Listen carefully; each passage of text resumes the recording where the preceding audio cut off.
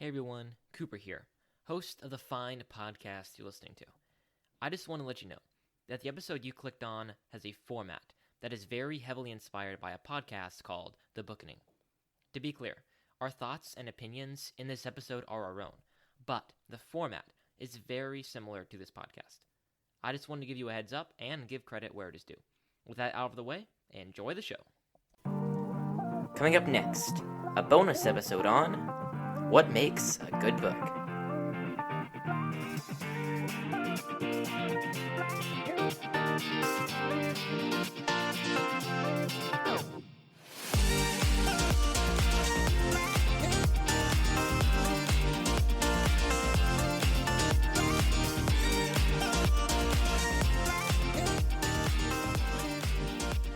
Hey everybody, and welcome back to Booknet. I am your humble and eloquent host, Cooper Cobbs, and over there we got Matthew Killingsworth. How you doing, Matthew? Howdy. Hey, I'm doing good. Right. And today, it's a bonus episode. We thought, why not? And today, we're talking about what makes a good book. Isn't that right, Matthew? Yeah, we are. And we have, Cooper has some notes. I have no notes. I'm winging it That's today. right. So, I have some notes. obviously, it's going to be a good episode. That's right. Whenever Matthew wings it. We haven't... Yeah, it's true. Actually, that's pretty much every episode these days. You never really give us anything. No, I don't. It's way better that way. Even if we do have to edit some awkward pauses. Yeah, fair enough. All right. We haven't done one of these in a while. We haven't. Last semester we did Pin and a Pendulum. No, that's actually the only one. We did. I guess skip the Magi. I was technically. Yeah, that's true. That was an extra. But me and Matthew doing, what do you call it? The Brossom episodes. I don't know. Yeah. Brosome? Well, think about it. Anyway, yeah, me and Matthew doing bonus episode on what makes a good book. So Matthew, what makes a good book? Ooh, just straight out there. All I right. used all my notes. No, I'm kidding. What makes a good book? So I think it's a good book if you finish the book and you want more. All right, so let's kind of work our way there.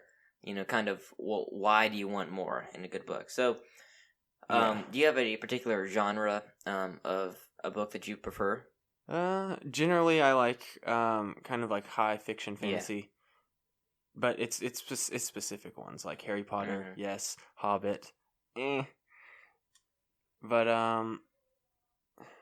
yeah, I guess let's just go with that. That'll be my genre. Okay, so would you prefer a bad fantasy novel over a good non-fantasy novel? Do you think? No, not necessarily. Definitely not. So you think that you would take kind of a better, maybe, just normal fiction over a bad fantasy novel because you enjoy the quality, you enjoy the good book rather than just the thrill of a genre. Yeah, definitely. Yeah, I think I'm the same way too. I'm not hooked on a genre. I like a lot of different books from a lot of different genres.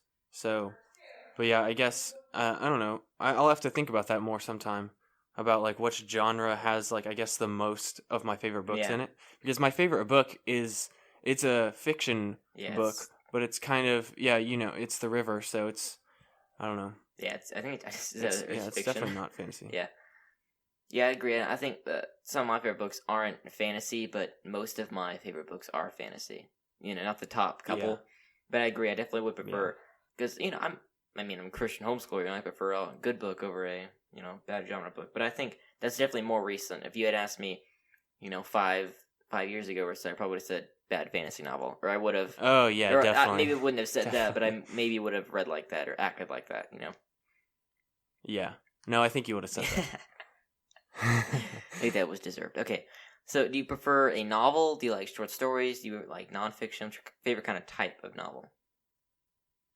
Well, yeah, I like novels. But still, we're not really there yet. I don't think that really has the most effect on whether I like it or not. Because I like them to, well, how do I say this? I don't care about the length as long as the content, actually, as close to perfectly as possible fits that length. Yeah. So, there's a perfect Harry length Potter, of content. There's not a perfect length of a book. Yes. So, yeah, and there's a perfect... Well, I would even say it backwards. There's a perfect amount of content to put in any given length of a book, if that makes sense. I'll give an example. Harry Potter 5 is ridiculously long. I'll admit it's ridiculously long. It's 800 pages, but I still love the book because like it's not boring. It's not wasted space. I mean, you could argue some of it is. It's we're not arguing that here. No. But you know what I mean? Like it's filled and it's interesting, especially like for someone who really likes the Harry Potter series. But then like they're like Old Man and the Sea, a book we just read, which is way shorter and is very conserving. There was literally no wasted space. Like you could not argue. No that. wasted at all. And so like even though it's way shorter and even though Harry Potter is way longer, they both fill their spaces really well. And there's some books obviously that you can think of that don't exactly fill the spaces really well. I mean, we can talk about Tolkien having a really good writing style and being very interesting, but he also does kind of waste a lot of space in books and makes them longer than necessary. Yeah, exactly. We were trying to have this conversation. We were figuring out the length of the podcast, right? We were like, how long is too long, right? And Isaiah and Tanner were kind of the ones, they were like, let's keep it on the shorter side. But I mean, yeah. Like, I agree, like, we shouldn't go too long, and I agree that some of our longer episodes aren't the best episodes. But what I'm saying is that I agree with you, like, there's a perfect amount of content, but that differs for every piece of thing, right? So... Right, and the model we kind of go with now is, like, we'll try to cap it around, like, 35 minutes, but then if it's really a great discussion and it's worth keeping on, then we'll keep it on. Yeah, exactly. And I think that's kind of what happens sometimes. You gotta keep going. You can't restrict the content to a certain size, right? Yeah, exactly. That's why I'm saying fit the size to the content, not the content to the size. Right. But I think I still prefer novel, just because I think it's the best way to convey a story. Honestly, I mean, I like short stories. Yeah, novellas are fine too. So, do you think that a good plot is essential to a good book? I think for a novel, yeah, definitely. Yeah, so you think that a better plot makes a book better, or do you think that would you prefer a book with a better plot over a book that was still maybe equally as good, just didn't have a better plot? Like, are you saying like it had better writing, or it had better, like, what are you saying? What's the trade-off? Well, let's kind of do it with the fantasy novel. Let's say you have a bad book with a good plot and a good book with no plot. Which one would you prefer? Well, but I don't really get what you're saying. Like a deep plot, like a good, story, like a twists and turns. Yeah, I get the plot, but like, what do you mean by good book? Because certain things, like certain trade-offs, like good plots, good writing. Right. So let's say, just take... those are the things that make it a good book for me. So like, I can't compare a good book to something that makes up a good book. Okay, so let's essentially take every element that you think of a good book, except for the plot, and take that away, and say everything bad about a book. Okay. I see what you're saying. Okay. So, no, I definitely care more about writing and, not entertainment, but you know what I mean? Like good content and being like not bored throughout the whole thing and being interested and engaged. I care more about those things than I care about like solely having a good plot over everything else. I think we'll talk about it a little later, but I think the most essential thing for me for a book is just having a good story. I think that a plot is definitely, I guess, an essential element of that, but I'm not going to say, because this book has no plot, it has no story, essentially. So I agree with you. Like, I think the plot can make a book better, but I don't think it's anything to die on or anything like that. Yeah, I think it's more important how you tell a story. Because there's people that you can give them a great story and they can tell it terribly and nobody will enjoy it at all. And there's people who can turn the lamest story you've ever heard into the most entertaining let's take two examples. So. Let's take a book that we are actually, I think it'll be coming out, our episode on Old Man and the Sea will be coming out next week. But the thing about that is it's like you go into a pitch room for like a movie for that thing and you're like, it's the old man in a boat on the sea. What do you think? Mm-hmm. And then... compared to a book we read a long time ago, The Scarlet Letter, where I mean, it's maybe not. It's drama, right? And it's all plot based too. I mean, it's got a good plot for sure. But which book is better? And I'm going to prefer Old Man of the Sea because of other reasons, and not just the fact that it has. I don't care that it's just the plot's stupid. It's an old man in a boat on the sea, right? I care how they make the plot good, right? The story, and it's like, and it's about, the story is so much different than the plot. For in that sure, sense. exactly. Yeah, you're right. because the story's how the old man is like, what his fears are. Like you introduced to him and his colleagues and what his fears are and how he faces the fears. And it's actually a really big story, but with a really small plot. And I actually really enjoyed that. For sure. Then of course there's like Harry Potter, like I was saying, which is a big story and a big plot and right, exactly. And it's like, let's just go big. For all the things that I maybe don't, I mean, I like Harry Potter, but all the things I don't like about it, you can't deny that Rowling is a great storyteller. And part of the reasons that she is because she's so good at plot, right? And so that yes, and that's why I like it. Exactly, it's literally just because she's a great storyteller. If you look at Harry Potter, and it's basically the whole reason it's a good story is because of the plot. I mean, there are other elements too, but it's the main reason. Look at Old Man and the Sea. The main reason it's a good story is because Hemingway wrote it so well and just made it a good story. And that's the next thing we're going to talk about. So, how important is like a author's writing style to you when you're reading a book? How important is that to you for keeping engaged? I think it all kind of relates back to the story, but I think it's very high on the importance scale for me. But I don't necessarily care if they have like their own little unique like twist on their writing style, or like because like we've read several authors like Hawthorne, Hemingway, and Gary Paulson, like the Hatchet guy. They've all had like pretty unique, noticeable, like if you read it and didn't know the author, you would be able to recognize it after reading one of their books. And I don't think that's necessary for me in liking a book, because I think as long as it fits well, like communicates well, conveys well with the rest of the story, then I'm going to be happy with that. Yeah, for me, I agree with you said in the beginning. Writing style is, I think it's an essential part of me, and essential part of me knowing whether it's a good book or not is how the author writes it, because I think that is a main part of how good a book is. Because I was like, again, Old Man and the Sea, Hemingway, the way he wrote it made it what it is. Hemingway's style made the Old Man and the Sea great, right?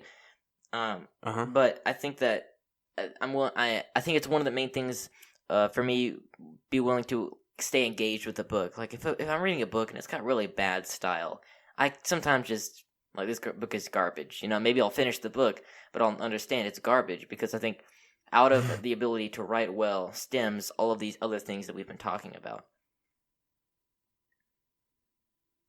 I can add anything to that. Okay, we can move on. Well, sorry. Oh, so characters. Characters is next. So, let's say you have a really great novel. The plot's amazing, the writing's great, but the characters are really unrealistic. How do you feel about that book?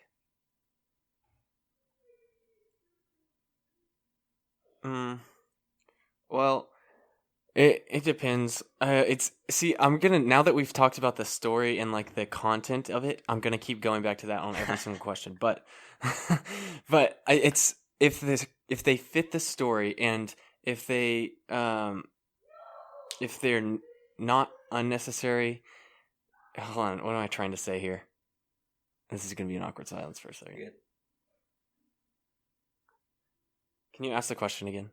Yeah, so how essential are good characters to you in a good book? Let's say you have a amazing book, the plot's great, the writing style is amazing, and then the characters are really just unrealistic and terrible. How do you feel about that? Right, yeah, I remember what I was going to say. So if they fit the story well, then I'm good with it, because if they fit the story, like say it's like a high fantasy novel, and so it's obviously like, then you want unrealistic characters because you're kind of in awe the whole time reading it. Right, you want to kind of transplant yourself in those characters. Hey, exactly. You're like, observe the world. It's like when you're watching Peter Pan and you're like, that's just a dude just like me and he can fly. Right. And you just imagine yourself flying. It's like, that's when I want it to be like completely unrealistic and like almost like exaggerated or whatever. But if it's supposed to be a realistic story and the characters are very unrealistic, then I don't like that. Yeah. So I think a lot of times when you get caught up in... Well, actually, hold on. We're talking about... I know we're talking about books here, but I just thought of like the Avengers and how they do try to like place it in Earth, right. And like a lot of stuff is the same, but they are like obviously very like, they're superheroes, so they're like way different and they're kind of misplaced characters. I do like it in that circumstance, just to clarify. Right. It's just like if it's really supposed to be like, because that's supposed to be fun superhero But movies. even the Avengers compared to like the DC movies, they're supposed to be more realistic. It's supposed to say you can easily put your face, or more easily than the DC, put your face on Captain America or Iron Man or something like that. Right, because they use real places, real locations, like real monuments, and also all like that stuff. So. More realistic characters as well, not like the gods among us, more like the strongest men among us kind of thing. Yeah. So yeah, I mean, I agree with you. I think that a lot of times, I think that I'm willing to stay with you if you have bland characters rather than unrealistic characters. Because I think that, let me go back to like Star Wars. The characters are good. I like the characters, but they're not too deep, I guess you could say.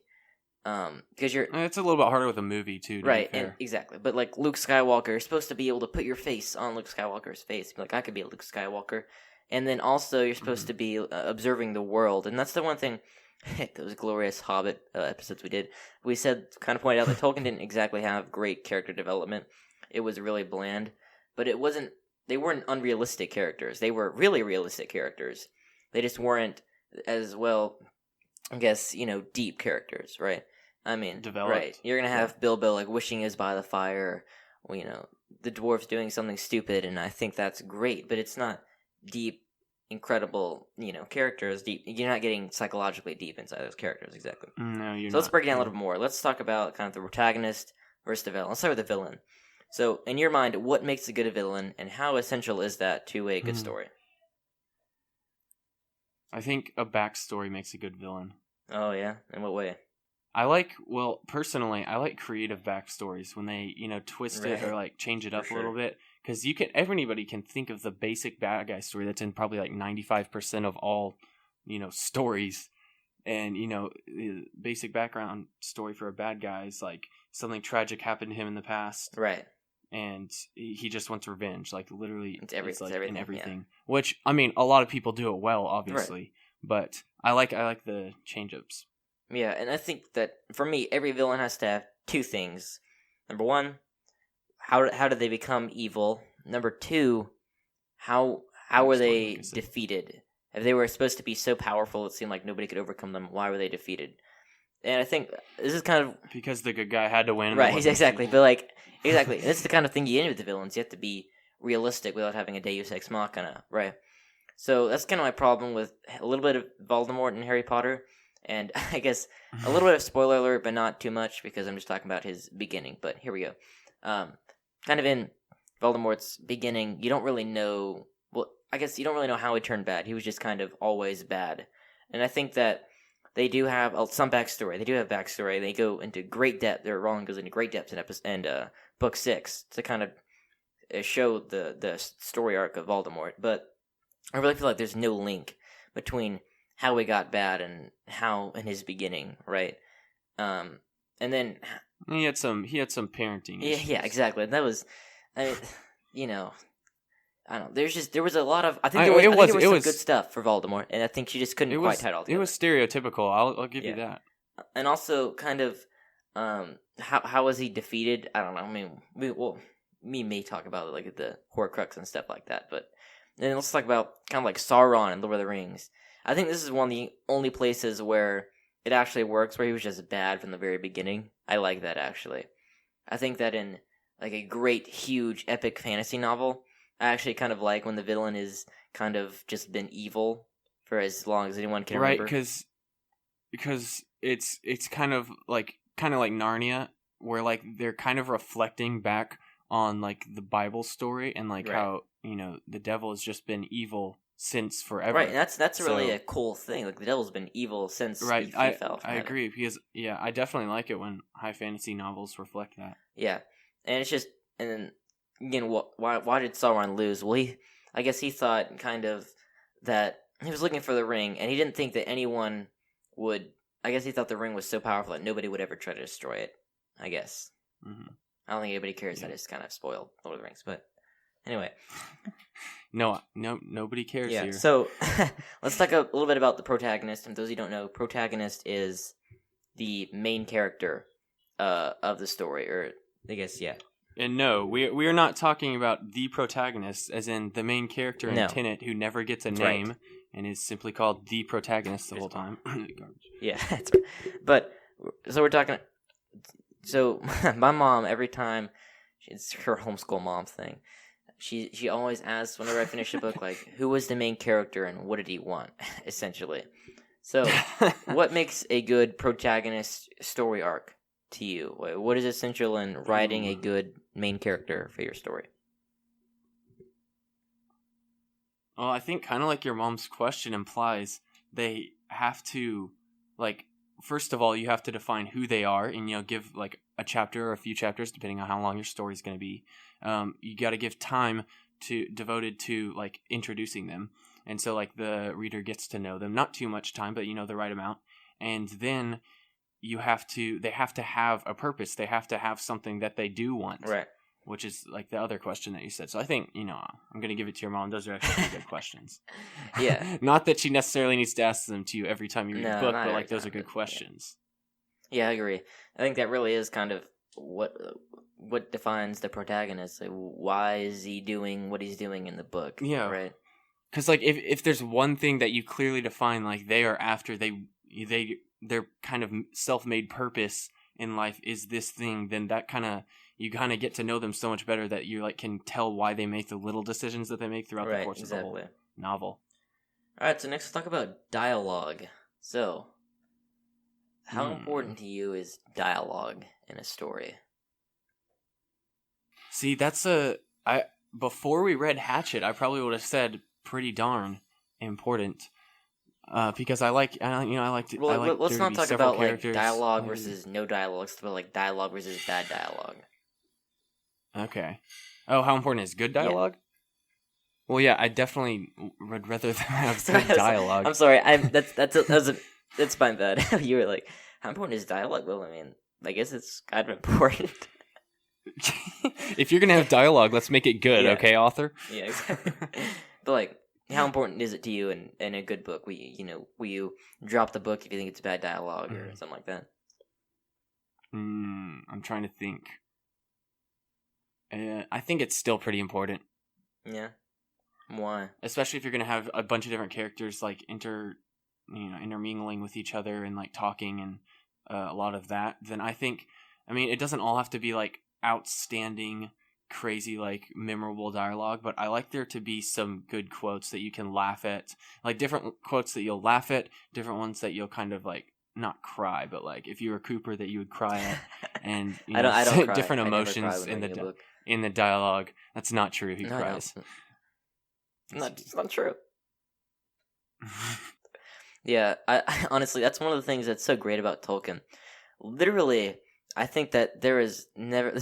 I always argue this whenever me and Matthew do like a Gandalf versus Dumbledore debate.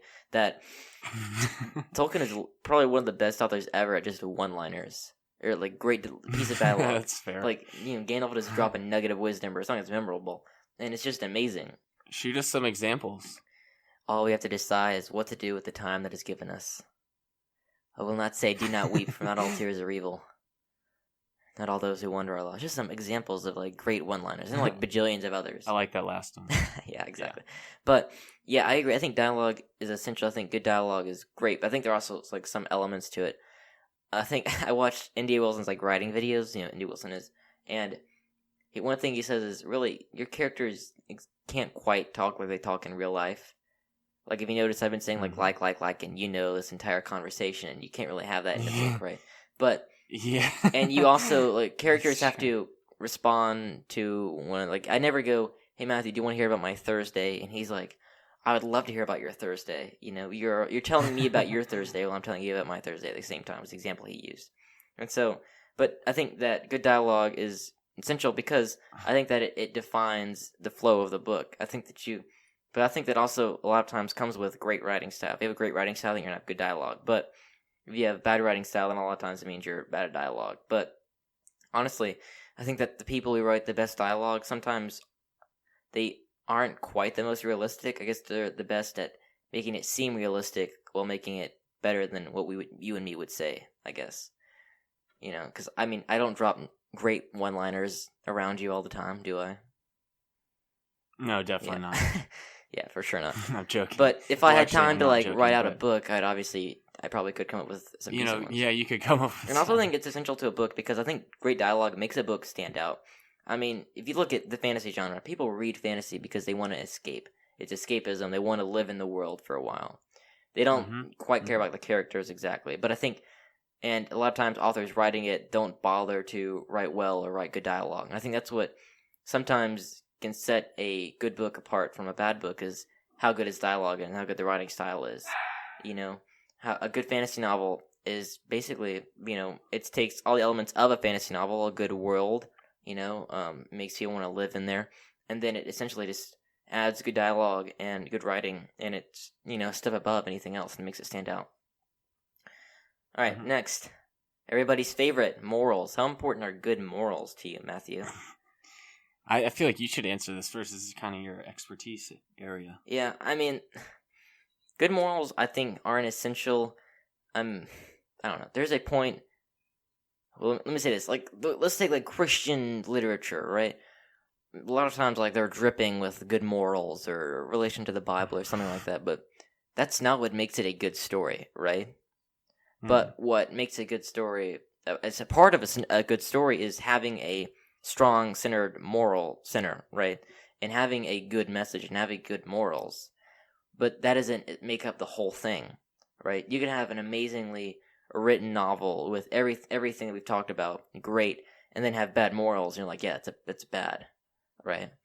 But if you take a book that has absolutely nothing going for it and it has good morals, you're still like, that's a bad book. So I think that it's some of both. I think that you have to have good morals in a good book, but I don't think that they don't carry the team essentially over the finish line. Does that make sense? No, yeah, they don't carry it.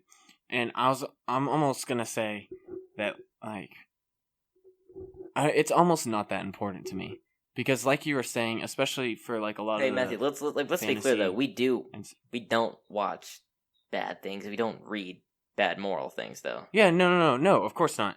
No, I'm just saying like in a book, it's not the most important. It's not the deciding factor.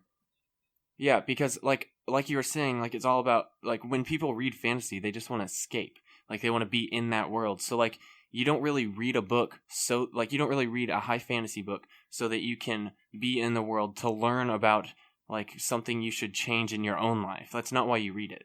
Like you read it to be, you know, entertained, you read it to be in the world. Mm-hmm. If that makes sense. So in that sense, I don't think like yes, it's good to have a good moral, and you definitely don't want to have a bad moral. Right. If you're gonna have a moral, have a good one. But yeah, you know, it's not the deciding factor. Yeah. All right, so I think this is kind of our last point. Let's try and tie it in with the overall just good story. So you said essentially what makes a good book is at the end it leaves you wanting more. So let's talk about the ending of a book. What makes a good ending, and what is its importance to the book as a whole? Well, if the ending, it's kind of like if the ending kind of leaves you imagining, and if the ending doesn't completely wrap up everything. Oh, okay, this is really confusing. There's a couple of different endings that I would accept, like several different ones. So one, if it leaves you wanting more, I'll give the Wingfeather Saga as an example of this. Like right at the end, there's kind of a plot twist when they might figure out a way to bring Janner back to life, and so like then they go and like you never hear what happens, and then it leaves you wondering, and you're like, oh, I do want more. Wow, that's a good story. I want more. And then there's ones that wrap it up all together so perfectly and just like completely tie it in a nice bow. And like when it seems kind of complex or all over the place throughout the whole book, and then it just all comes together like right at the last few chapters, then I think that's always pretty satisfying. And I'll look back on that and like honestly, yeah, I kind of like that. I kind of like that style of an ending a lot, and that makes me really like look back on the whole thing and think it was a good book. Like Harry Potter, for example, like because there's so many different, you know, how do I even say this, like connections between everything throughout the whole series, and then at the end you finally understand everything, and you look back and you're like, all those things that I was, you know, wondering about and I spent so much time thinking about now make sense, and so like it's kind of satisfying. And then it also makes you want to go back and read it again if it's like that. because you want to get it from the different perspective. And it's like I know we're supposed to be talking about books, but like WandaVision was kind of, there was a lot of different things, especially in the first few episodes, that you were like kind of confused about, and you were like, what is going on? If I ever watch that again, it's going to be because I want to see all the clues. Yeah, exactly. But then that's why you want to watch it again, right? It's because you're like, well, I want to go see all the things that I now understand, see if I can catch more. Exactly. Yeah, I think that a good ending is essential to having a good story, because I think a lot of times the moment it hits you, like, wow, this is a great story, that's the ending of something, right? And again, tying all the loose threads or doing something like that. So, like, you talked about, like, you have the cliffhanger, then you have, like, the resolution. But I think that if you leave us with a cliffhanger, you have to, like, resolve the bigger problem and then have a cliffhanger. Yeah, it has to be a smaller plot exactly. twist. Yeah, kind of like, obviously. I don't know, have you seen Master and Commander? Russell Crowe? Uh-uh. Well, so they kind of do, it's like a big, he's part of the British Navy, and they're fighting this French ship, whatever. They finally capture the French ship, and it's all resolved. Then at the end, they realized, oh wait, the captain of the ship got away. And so then they're chasing the ship again, essentially. So it's a plot, it's a cliffhanger, but they resolve the bigger issue. But I think when I say it should leave you wanting more, I mean, not that they did lived on a cliffhanger and you want to find out what happens next because you're so mad at it. It's well, that's what you would do if you're like writing a multiple book right, series. exactly. But at the end of a series, at the end of a book, you really just want to end it well. But in doing so, your fans are like angry that they had to leave the world, right? That's what I mean. Yeah, exactly. Make it memorable. Exactly.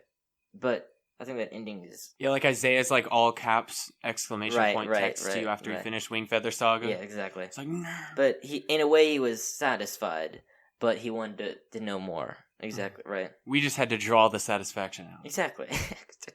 Right.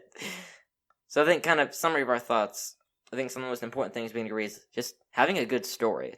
That's probably the most essential thing to having a good book. But under that, there's a lot of things like having a good writing style, and having a good plot and stuff like that, right? Yeah, definitely how you tell the story. Right. That's how I'd sum it up. Having a good story and communicating the story. Exactly. All right. Well, should we do donor shoutouts on this, or are we doing that? No? Yes. Okay, we should. All right. I'm going to give the name of the donor, and you're going to say a good book that you think this character would like. Okay, or this donor would like, not character. Harry Potter 1, Harry Potter 2. No, I'm kidding. I'm not even laughing. You I didn't deserve a laugh. Sorry. Yeah. All right. Nana. To Kill a Mockingbird. Nice. Van Pappy and Wayla. I'm going to run out of books really fast. Yeah, that's yours. We're trading off here. We are? Okay. Do you have it in front of you? You want to shout them out? I thought you just... Yeah, Van Pappy and Wayla. Let's do... The old man of the sea. We're just gonna do... Okay. Alright, next. Oh, Isaiah's grandparents? Isaiah's grandparents, Tom Sawyer. Isaiah's uncle, Sebi. He can be, The Hobbit. Alright? Not a huge honor. Hobbit's a great book. I don't care what you say. Alright, Mr. Mike and Miss Laura. Mr. Mike and Miss Laura. The Bronze Bow. Oh, yeah, for sure. Alright. For you, Cooper, Aunt Jenny and Uncle Sam. Let's see. They can be A Tale of Two Cities. Never read it, but heard good things. You can have Isaiah's cousins, Moses and Zara. Little Women. Ooh, nice. Oh, Isaiah. I mean, not what do you... Cooper. You get the last one, Chris Hagedorn. What a legend. I have to give this guy a good book. You know what? Yeah. Let's do it. Lord of the Rings. If you want a donor shout out, please go to patreon.com/bookinet, donate $5 or more. Yeah, I'm sure they want one of those donor If you can't do that, make sure you give us a 5-star rating and review on your favorite podcasting app. And please until next time, keep on booking it.